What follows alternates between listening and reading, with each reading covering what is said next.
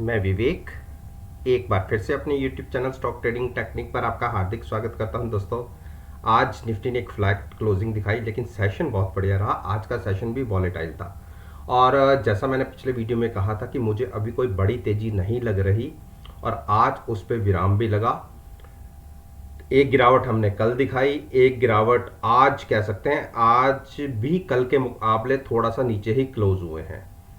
और बाकी निफ्टी और बैंक निफ्टी में कैसी पॉसिबिलिटीज़ दिख सकती है उसको मैं अपनी सेपरेट वीडियो में डिस्कस करूंगा। बाकी निफ्टी के इन 10 स्टॉक्स के ऊपर कैसी परफॉर्मेंस आज देखने को मिली उसको भी मैं साथ साथ में डिस्कस करूंगा। और बाकी जिसने मेरी पिछली वीडियो नहीं देखी, नीचे डिस्क्रिप्शन बॉक्स के अंदर वो वीडियो है, आप उस वीडियो को देखकर आज के सेशन को जरूर कंपेयर कीजिएगा। और अब मैं बात करता हूं अपने व्हाट्सएप ग्रुप की। देखिए, व्हाट्सएप ग्रुप के अंदर मैंने आज 4 ट्रेड्स लिए और एक ट्रेड मैंने पिछला जो बैंक निफ्टी में एक वीकली स्प्रेड बनाया हुआ था बुलिश साइड पर, उसके अंदर मैंने प्रॉफिट बुक किया, उससे क्लोज किया। और एक मैंने निफ्टी के अंदर ही बुल स्प्रेड के तरीके से ट्रेड किया हुआ है। मैंने करंट वीक को सेल किया हुआ है और अगले वीक को बाय किया हुआ है। और बजाज ऑटो में भी हम शाम तक प्रॉफिट में ही थे। और बात करें टीसीएस में, एक हमने बहुत अच्छा प्रॉफिट लेकर क्लोज किया। ये पोजीशन मेरी कल की थी। टीसीएस को मैं लॉन्ग करके ट्रेड किया। अगर मैं फ्यूचर्स की बात करूं तो उसमें 8100 रुपये का प्रॉफिट रहा। और अगर ऑप्शंस बाय करके जिसने ट्रेड लिया उसको तकरीबन 2000 का प्रॉफिट रहा। अगर आपने तकरीबन ये मानिए कि ऑप्शंस में 9% के आसपास का प्रॉफिट मिला एक दिन में, जो हमने ऑप्शंस बाय किए थे उसकी वैल्यू के हिसाब से। एक्साइड में एक ट्रेड लॉन्ग साइड पर लिया है, मारुति में एक ट्रेड लॉन्ग साइड पर लिया है, बजाज ऑटो में लॉन्ग साइड पर ट्रेड लिया है और ये पोजीशन मैंने अपनी कल के लिए होल्ड रखी है। तो अब क्वेश्चन उठता है कि आप जो मेरे साथ आज जुड़ रहे हैं, जिसने वो मेरी वीडियो आज देख रहे हैं, जो अभी तक मेरे ग्रुप को जिन्होंने ज्वाइन नहीं किया, देखिए कोई ज़बरदस्ती नहीं है। अगर आप चाहते हैं कि मेरी परफॉर्मेंस को एनालाइज करना तो आपका मेरे ग्रुप में स्वागत है। 6 दिन या 7 दिन के लिए आपको फ्री ऑफ कॉस्ट मुझे ज्वाइन कर सकते हैं। आप सेटिस्फाइड होंगे तो ही आप मेरे साथ कंटिन्यू कीजिए, अदरवाइज खुद आप एग्जिट कर सकते हैं। मेरे साथ जुड़ने का तरीका है, मेरी ईमेल आईडी है नीचे, आप उस पर अपना कॉन्टैक्ट नंबर मुझे फॉरवर्ड कीजिए, मैं खुद आपको ऐड कर लूँगा। तो अब बात करते हैं सबसे पहले अल्ट्राटेक सीमेंट की।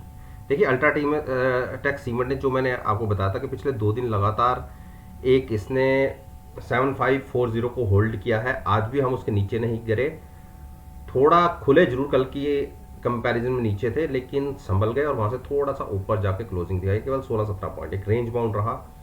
अगर किसी भी दिन हमें एक जंप मिलता है, तकरीबन आप मान के चलिए 7740 के ऊपर, और कंटिन्यूस 10 से 15 या 20 मिनट भी ट्रेडिंग मिलती है, तो आप देखिएगा कम से एक ही टिक के अंदर हम 200 से 250 पॉइंट की एक मूव दिखा सकते हैं।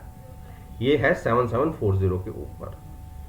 और इसके साथ साथ एक चीज और बता देता हूं कि अगर 7540 के नीचे हमने क्लोजिंग की तो हम तकरीबन पहले 150 पॉइंट और गिर सकते हैं, उसके बाद 7300 तक भी गिर सकते हैं। मैं दोनों तरफ की बातें इसलिए कर रहा हूं क्योंकि अभी हम 2 बड़ी मूविंग एवरेजेस के बीच में ट्रेड कर रहे हैं। यहां पर नया ट्रेड मत लीजिए। जिसको बाय करना है वो 7740 के ऊपर क्लोजिंग आने पर तो बाय करे, और जिसको सेल करना है वो 7540 के नीचे क्लोजिंग मिले तो सेल करे। इसके बीच में कोई ट्रेड मत कीजिए। अब बात करते हैं आईओसी की। देखिए, आईओसी ने जो एक गिरावट हुई थी उसको संभाल लिया। कल के दिन में हम बिल्कुल अपनी मूविंग एवरेज के ऊपर क्लोज हुए थे, आज वहीं खुले और थोड़ा सा ऊपर का एक हमने क्लोजिंग दिखाई है 116 की। तो हम इसको, जैसे मैंने पहले भी कहा था, हम इसको डिप पर बाइंग करने की स्ट्रेटजी रखेंगे। वो प्राइस रहेगा 109 और उसके नीचे, उससे पहले हम बाइंग नहीं करेंगे।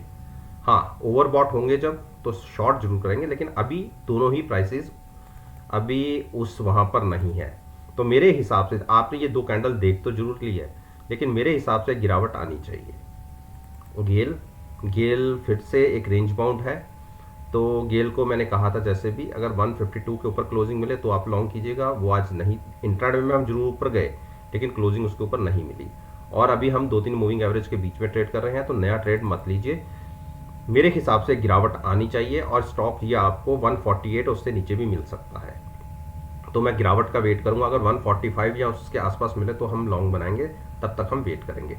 टाटा मोटर्स ने आज इंट्राडे में देखिए फिर से इसने 314 लगाया, और आपको पता है कि 3167 के आसपास इसको एक रेजिस्टेंस फेस हो रही है, वहां तक जाता है, क्रॉस नहीं हो पाता। आज तीसरा दिन था, तो दूसरी क्लोजिंग हायर साइड पर है ही है।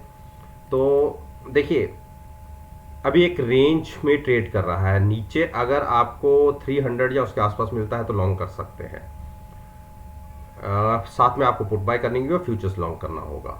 जबकि मैं पिछले 2 दिन के कैंडल से पहले मैंने आपको कहा था कि 280 तक के प्राइसेस दिखा सकता है, और मैं अभी भी उस चीज़ पर कायम हूँ।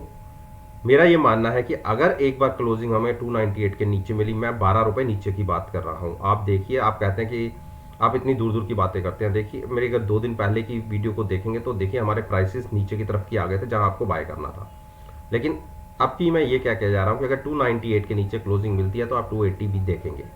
तो डिप पर बाइंग करने की जिसकी स्ट्रेटजी रहेगी वो कर सकता है नीचे बाइंग हैचिंग के साथ। अदरवाइज मेरा प्राइस काफ़ी नीचे का है जहां मुझे इसको लॉन्ग करना है। यूपीएल ने नीचे से एक पुल बैक दिखाया, लेकिन अगर किसी ने बाय करना हो तो 738 के ऊपर क्लोजिंग आए तो ही लॉन्ग कीजिएगा, अदरवाइज यहाँ पर वेट कीजिएगा।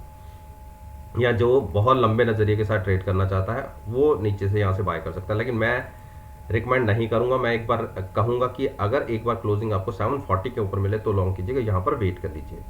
हीरो मोटोकॉप ने फिर से आज अपनी सपोर्ट को होल्ड किया, और वो प्राइस था 2820। कल के दिन में भी ये प्राइस देखने को मिला, आज की क्लोजिंग भी कल की क्लोजिंग की अपेक्षा थोड़ी सी नीचे ही है।